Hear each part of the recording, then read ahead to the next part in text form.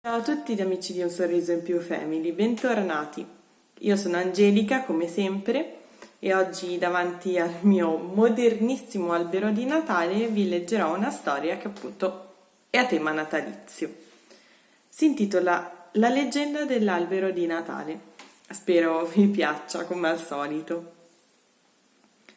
C'era una volta un boscaiolo che era sposato con una giovane donna che amava molto. Siccome l'amava molto, ci teneva che lei avesse cose buone da mangiare e una casa sempre calda. Quindi passava molto tempo nei boschi a tagliare la legna, un po' per rivenderla e un po' per scaldare la sua casa, che aveva un bel camino in pietra. La sera di Natale stava tornando a casa tardi come al solito e vide, alzando lo sguardo, un bellissimo abete, alto e maestoso. Stava prendendo le misure per vedere se poteva tagliarlo, quando si accorse che, tra i suoi rami, nella notte che era buia, che più buia non si può, riusciva a scorgere le stelle e che la luce di queste sembrava brillare proprio fra i rami.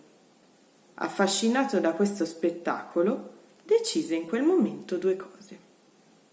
La prima, che avrebbe lasciato il vecchio abete lì dove stava, e la seconda, che doveva far vedere alla moglie questo bellissimo spettacolo.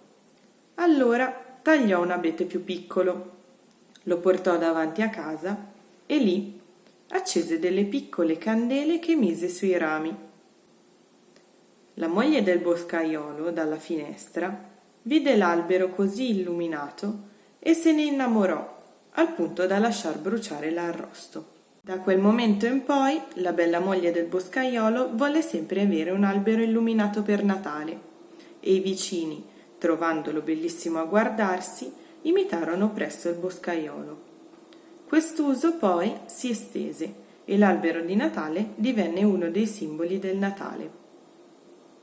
Spero che questa vi sia piaciuta e siccome siamo appunto in tema natalizio e di alberi di Natale, volevo leggervi un altro racconto molto carino che ho trovato, che si intitola appunto La leggenda dell'abete. S'approssimava l'inverno di tanti e tanti anni fa. Un uccellino, che aveva un'ala spezzata, non sapeva dove ripararsi dal freddo e dalla neve. Si guardò intorno per cercare un asilo e vide i begli alberi di una grande foresta. A piccoli passi si portò faticosamente al limitare del bosco. Il primo albero che vide fu una betulla dal manto d'argento. Graziosa betulla, vuoi ospitarmi fra le tue fronde fino alla buona stagione? Che curiosa idea! Ne ho abbastanza di custodire le mie foglie. L'uccelletto, allora, saltellò fino all'albero vicino. Era una quercia dalla fitta chioma. Grande quercia, vuoi tenermi al riparo fino alla primavera? Che domanda! Se io ti riparassi mi beccheresti tutte le ghiande. L'uccellino volò al meglio fino a un grosso salice che sorgeva sulla riva di un fiume. Bel salice, mi dai ricovero fino a che dura il freddo?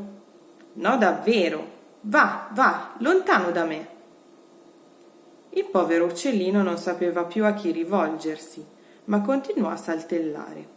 Lo vide allora un abete e gli chiese: «Dove vai, uccellino?» «Non lo so, nessuno mi vuole ospitare e io non posso volare tanto lontano con quest'ala spezzata». «Vieni qui da me, poverino, riparati sul ramo che più ti piace». «Oh, grazie! E potrò restare qui tutto l'inverno?» «Certamente, mi terrai compagnia». Una notte il vento gelido sferzò le foglie che caddero a terra mulinando. La betulla, la quercia, il salice in breve tempo si trovarono nudi e intirizziti. L'abete invece conservò le sue foglie e le conserva tuttora. Spero che queste storie vi siano piaciute e noi ci vediamo nel prossimo video. Ciao a tutti!